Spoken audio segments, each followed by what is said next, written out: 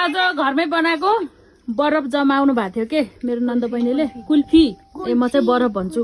कस्तो मिठो होला खानु भइरहेछ फेरि तल फेरि यस्तो छ काठ थिएन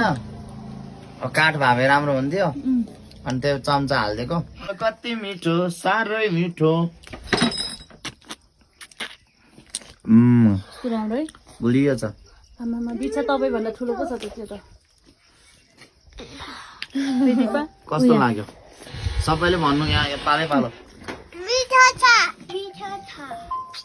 मिठो छ दिपालाई कस्तो लाग्यो उहाँले बनाउनु भयो मिठै छ मिठो तिमी नि चाह न म त खाइरहेको छु मिठो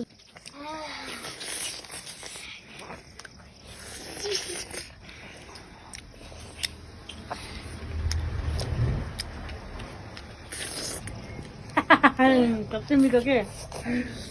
स्कुल जानु ढिलो